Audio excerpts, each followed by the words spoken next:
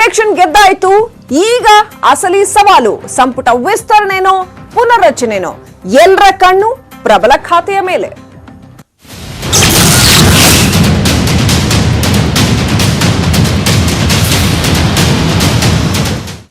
ಗೆದ್ದಿರೋ ಅರ್ಹ ಶಾಸಕರಿಗೆ ಈಗ ಅರ್ಹ ಶಾಸಕರವರು ಮಂತ್ರಿಗಿರಿ ಫಿಕ್ಸ್ ಅಂತ ಹೇಳಲಾಗ್ತಾ ಇದೆ. ಕೊಟ್ಟ ಮಾತಿನ ಹಾಗೆ ಸಚಿವ ಸ್ಥಾನವನ್ನ ಹಂಚಿಕೆ ಮಾಡ್ತಾರಂತೆ. 2 ದಿನಗಳಲ್ಲಿ ಈ ಅರ್ಹರಾಗಿ ಬಂದಿರತಕ್ಕಂಥ ಶಾಸಕರಿಗೆ ಮಂತ್ರಿ ಸ್ಥಾನ ಕೊಡ್ತಾರೆ, ಅಂದ್ರೆ ಗೆದ್ದಿರೋ ಶಾಸಕರಿಗೆ ಮಂತ್ರಿ ಸ್ಥಾನ ಕೊಡ್ತಾರೆ ಅಂತ ಈ ಹಿಂದೆನೆ ಭರವಸೆ ಕೊಟ್ಟಿದ್ರು. ಎಲೆಕ್ಷನ್ ಕ್ಯಾಂಪೇನ್ ನಲ್ಲೂ ಕೂಡ ಯಡಿಯೂರಪ್ಪನವರು ಅದನ್ನೇ ಹೇಳ್ತಾ ಇದ್ರು, ಹೋದಲ್ಲೆಲ್ಲ ಮುಂದೆ ಇವರು ಸಚಿವರಾಗುವಂಥವ್ರು ಅಂತ. ಸೊ ಹಾಗಾಗಿ ಈಗ ಮಂತ್ರಿಗಿರಿಯನ್ನ ಕೊಡ್ತಾರಂತೆ. 2 ದಿನಗಳಲ್ಲಿ ಎಲ್ಲ ಡಿಸೈಡ್ ಆಗುತ್ತೆ. ಪ್ರಬಲ ಖಾತೆಗಳ ಮೇಲೆ ಅರ್ಹರು ಕಣ್ಣು ಹಾಕಿದ್ದಾರೆ ಅಂತ ಹೇಳಲಾಗಿದೆ. ಸೊ ಯಾರ್ಯಾರ ಕಣ್ಣು ಯಾವ್ಯಾವ ಖಾತೆ ಮೇಲಿದೆ? ಸಾಹುಕಾರ್ ನೇತೃತ್ವದಲ್ಲಿ ಇವತ್ತು ಸಭೆ. Once again Ramesh Jarkiholi is taking the lead. ಯಾರಿಗೆ ಯಾವ ಖಾತೆ ಅಂತ ಇವತ್ತು ರಮೇಶ್ ಜಾರಕಿಹೊಳಿ ನೇತೃತ್ವದಲ್ಲಿ ಇವರೆಲ್ಲ ಸೇರಿ ಚರ್ಚೆ ಮಾಡ್ತಾರಂತೆ. ಸೊ ಈಗಾಗಲೇ ಲಿಸ್ಟ್ ರೆಡಿ ಮಾಡ್ಕೊಂಡಿದ್ದಾರೆ ಸಿಎಂ. ಯಾರಿಗೆ ಯಾವ ಖಾತೆ ಅಂತ ಲಿಸ್ಟ್ ರೆಡಿ ಆಗಿದೆ. ಸೊ ಯಾರ್ಯಾರಿಗೆ ಯಾವ್ಯಾವ ಖಾತೆಗಳ ಬಗ್ಗೆ ಆಸಕ್ತಿ ಇದೆ, ಯಾರ್ಯಾರಿಗೆ ಯಾವ್ಯಾವ ಖಾತೆ ಹೊಂದತ್ತೆ, ಯಾರು ಯಾವ ಖಾತೆಯನ್ನ ಇಚ್ಛೆ ಪಡ್ತಾ ಇದ್ದಾರೆ.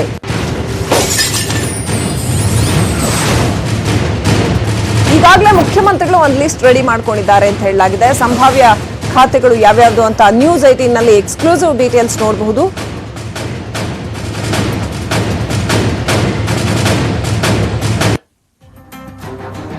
ಸೊ ನೋಡ್ತಾ ಇದ್ದೀರಿ, Ramesh Jarkiholi DCM post expect ಮಾಡ್ತಾ ಇದ್ದಾರಂತೆ. ಜಲಸಂಪನ್ಮೂಲ ಖಾತೆನೂ ಕೂಡ ಎಕ್ಸ್ಪೆಕ್ಟ್ ಮಾಡ್ತಾ ಇದ್ದಾರಂತೆ. ಸಿಗತ್ತಾ, ಕೊಡ್ತಾರಾ, ಎಷ್ಟು ಜನ ಡಿಸಿಎಂಗಳನ್ನ ಮಾಡ್ತೀರಿ ಅನ್ನೋದು ಪ್ರಶ್ನೆ. ಇನ್ನು ಇರೋದು 16 ಸೀಟ್ ಖಾಲಿ ಇರ್ತಕ್ಕಂಥದ್ದು. 23 ಜನ ಕ್ಯೂನಲ್ಲಿದ್ದಾರೆ. 11 ಶಾಸಕರು ಈಗ ಗೆದ್ದು ಬಂದಿರತಕ್ಕಂಥವ್ರು, ಜೊತೆಗೆ 2 ಅನರ್ಹರು ಕ್ಯೂನಲ್ಲಿದ್ದಾರೆ. ನೋಡ್ತಾ ಇದ್ವಿ, ಕೆ ಸುಧಾಕರ್ಗೆ ವೈದ್ಯಕೀಯ ಖಾತೆ ಅಂತ ಹೇಳಲಾಗ್ತಾ ಇದೆ. ಹಾಗೇನೆ ಭೈರತಿ ಬಸವರಾಜುಗೆ ಇಂಧನ ಖಾತೆಯ ಮೇಲೆ ಕಣ್ಣಿದೆ, ಅಥವಾ ಅದು ಅವರಿಗೆ ಸೂಟ್ ಆಗುತ್ತೆ ಅಂತ ಚರ್ಚೆಗಳು ನಡೀತಾ ಇದೆ. 3-4 ದಿವಸ ಬಿಟ್ಟು ಡೆಲ್ಲಿಗೆ ಹೋಗಿ ಬರ್ತೇನೆ. ಅಮಿತ್ ಶಾ ಅವರು ಪ್ರಧಾನಿಯವರನ್ನ ಭೇಟಿ ಮಾಡಿ ಅವರು ನಿರ್ಧಾರ ಮಾಡಿದಾಗ ಮಾಡ್ತೇವೆ. ನಾನೇನು ಭರವಸೆನ ಕೊಟ್ಟಿದ್ದೇನೆ, ಯಾರು ರಾಜೀನಾಮೆ ಕೊಟ್ಟು ಹೊರಬಂದು ಚುನಾವಣೆಯಲ್ಲಿ ಗೆದ್ದಿದ್ದಾರೆ ಅವ್ರನ್ನ ಸಚಿವರಾಗಿ ಮಾಡೋ ಜವಾಬ್ದಾರಿ ನಮ್ಮದು. ಅದನ್ನು ಒಪ್ಕೊಂಡಿದ್ದೇನೆ. ಅದನ್ನು ಕಾರ್ಯರೂಪಕ್ಕೆ 100% ತರ್ತೇನೆ. ಅವ್ರ ಬಗ್ಗೆ ನಾನೇನು ಚರ್ಚೆ ಮಾಡಲ್ಲ, ಪರ್ಸನಲ್ ಮಾತಾಡ್ತೇನೆ. ಅವರು ಸ್ವಾಮೀಜಿನೂ ಕೂಡ ಇವಾಗ ಶಾಸಕರಾದದ್ದು ಹೆಚ್ಚಲ್ಲ, ಬೆಂಗಳೂರಿನ ಡೆವಲಪ್ಮೆಂಟ್ ಬಗ್ಗೆ ಹೆವಿ ಟ್ರಾಫಿಕ್ ಆಗ್ತಾ ಇದೆ. ಅದನ್ನು ನೀವಿಬ್ಬರೂ ಕೂಡ ಬೆಂಗಳೂರಿನ ಶಾಸಕರು, ಇನ್ನು ಮಿಕ್ಕವರೆಲ್ಲ ಸೇರಿ ಬೆಂಗಳೂರಿನ ಟ್ರಾಫಿಕ್ ಕಂಟ್ರೋಲ್ ಮಾಡತಕ್ಕಂಥದ್ದನ್ನು ಏನಾದರೂ ಮಾಡಿ ಅದಕ್ಕೆ ಸಾಲ್ವ್ ಮಾಡಿ ಅಂತಕ್ಕಂಥದ್ದನ್ನು ಅವ್ರು ಹೇಳಿದ್ದಾರೆ. ನಾನು ಇಬ್ಬರು ಕೂಡ ಒಪ್ಕೊಂಡಿದ್ದೇವೆ, ಸಾಲ್ವ್ ಮಾಡ್ತೀವಿ ಅಂತೇಳಿ. ಈಗ ಅದು ಸನ್ಮಾನ್ಯ ಮುಖ್ಯಮಂತ್ರಿಗಳದು ನಾನು ಕೊಟ್ಟ ಮಾತಿಗೆ ನಡ್ಕೊತೀನಿ ಅನ್ನೋ ಮಾತನ್ನು ಹೇಳಿದ್ದಾರೆ. ಬೇರೆ ಯಾವುದೂ ಕೂಡ ಚರ್ಚೆ ಆಗಿಲ್ಲ.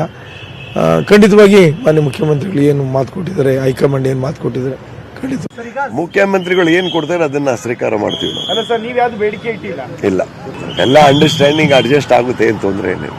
ಯುದ್ಧ ಮಾಡೋ ತನಕ ಮಾಡಿರ್ತಾರೆ. ಈಗ ಮುಗ್ದೋಯ್ತಲ್ಲ, ಚುನಾವಣೆ ಆದ್ಮೇಲೆ ಯುದ್ಧ ಅಲ್ಲಿದೆ, ಕ್ಲೋಸ್ ಆಯ್ತು. ಇಡೀ ನಮ್ಮ KRPD ಜನಾಂಗಕ್ಕೆ ಗೊತ್ತಾಗಿದೆಯಲ್ಲ ಸರ್, ಯಾರ್ಯಾರು ಟೋಪಿ ಹಾಕ್ತಾರೆ ಅಂತೇಳಿ, ಯಾರ್ಯಾರು ಟೋಪಿ. ಈ ಬಗ್ಗೆ ಇನ್ನಷ್ಟು ಡೀಟೇಲ್ಸ್ ಪಡ್ಕೊಳ್ಳೋಣ. ನಮ್ಮ political bureau chief Chidanand Patel ನೇರ ಸಂಪರ್ಕದಲ್ಲಿದ್ದಾರೆ.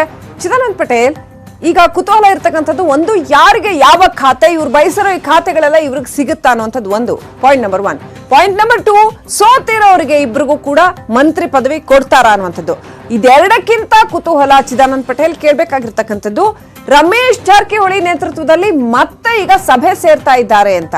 ರಮೇಶ್ ಜಾರಕಿಹೊಳಿ ನೇತೃತ್ವದಲ್ಲಿ ಸಭೆ ಸೇರ್ತಾ ಇದ್ದಾರೆ ಅಂದ್ರೆ ಈ ಅನರ್ಹರು ಅಥವಾ ಈಗ ಅರ್ಹರಾಗಿರ್ತಕ್ಕಂಥ ಶಾಸಕರ ಗುಂಪು ಬಿಜೆಪಿ ಜೊತೆ ಜೆಲ್ ಆಗ್ತಾ ಇಲ್ವಾ? ಇವ್ರು ಸಪರೇಟ್ ಆಗೇ ಮುಂದುವರಿತಾ ಇದ್ದಾರಾ, ಹೇಗೆ ಅಂತ? ಏನಿದೆ ಪರಿಸ್ಥಿತಿ?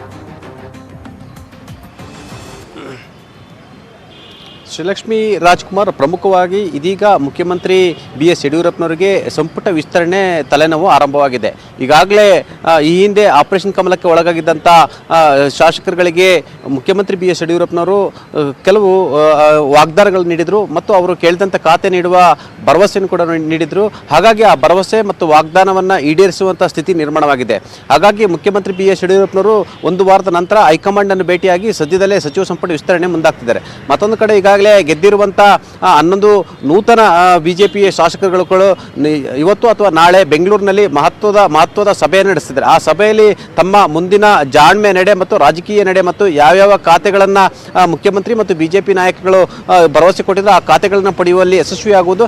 ನಂತರ BJP ಹೈಕಮಾಂಡ್ ಅನ್ನು ಭೇಟಿಯಾಗಿ ಅಲ್ಲೂ ಕೂಡ BJPಯ ರಾಷ್ಟ್ರೀಯ ಅಧ್ಯಕ್ಷರು ಮತ್ತು ರಾಷ್ಟ್ರೀಯ ಕಾರ್ಯಾಧ್ಯಕ್ಷರನ್ನು ಭೇಟಿಯಾಗಿ ಅವರಿಗೆ ಶುಭಾಶಯ ಕೋರುವ ಸಂಬಂಧಪಟ್ಟ ಹಾಗೆ ಸಭೆಯನ್ನು ಸೇರ್ತಿದ್ದಾರೆ. ಆ ಸಭೆಯಲ್ಲಿ ಮತ್ತೆ ಒಗ್ಗಟ್ಟು ಪ್ರದರ್ಶನ ಮಾಡುವ ಉದ್ದೇಶದಲ್ಲಿ ಈ ಸಭೆಯನ್ನು ನಡೆಸಿದ್ದಾರೆ ಅಂತ ಹೇಳಲಾಗ್ತಿದೆ. ಆ ಮುಖಾಂತರ ಎಲ್ಲೊಂದು ಕಡೆ BJP ಜೊತೆಗಿನ ಸಖ್ಯಕ್ಕೆ ಸಂಬಂಧಪಟ್ಟ ಹಾಗೆ ಯಾವ ರೀತಿ ಇರಬೇಕು, ನಾವು BJPಲಿ ನಮ್ಮ ಶಕ್ತಿ ಹೇಗಿರಬೇಕು ಮತ್ತು ನಾವು ಸಚಿವರಾದ ಮೇಲೆ ಯಾವ ರೀತಿ ನಡೆದುಕೊಳ್ಬೇಕು ಮತ್ತು ನಮ್ಮ ಇಲಾಖೆಯಲ್ಲಿ ಯಾವ ರೀತಿ ಕೆಲಸಗಳನ್ನ ಮಾಡಿಸ್ಕೊಳ್ಬೇಕು ಮತ್ತು BJP ಜೊತೆಗಿನ ಸಂಬಂಧ ಹೇಗಿರಬೇಕು ಎಂಬುದರ ಬಗ್ಗೆ ಸಭೆಯನ್ನೇ ನಡೆಸ್ತಿದ್ದಾರೆ. ಈ ಸಭೆಯಲ್ಲಿ BJP ಜೊತೆಗಿನ ಸಖ್ಯ ಹೇಗಿರಬೇಕು ಎಂಬುದರ ಬಗ್ಗೆ ನಡೆಸಿದ್ದಾರೆ ಅಂತ ಹೇಳಲಾಗ್ತಿದೆ. ಆ ಮುಖಾಂತರ ಎಲ್ಲೊಂದು ಕಡೆ ಮತ್ತೆ 11 ಜನ ಗೆದ್ದ ನೂತನ ಶಾಸಕರು ಒಟ್ಟಾಗುವ ಮುಖಾಂತರ ತಮ್ಮದೇ ಆದ ಒಂದು ಗುಂಪನ್ನು ರಚನೆ ಮಾಡಿದ್ರು ಕೂಡ ಆಶ್ಚರ್ಯ ಪಡಬೇಕಾಗಿಲ್ಲ. ಶ್ರೀಲಕ್ಷ್ಮಿ. Thank you Chidanand Patel. ಡೀಟೇಲ್ಸ್ಗಾಗಿ ಇನ್ನಷ್ಟು ಸುದ್ದಿ ನೋಡೋಣ ಚಿಕ್ಕ ಬ್ರೇಕ್ನ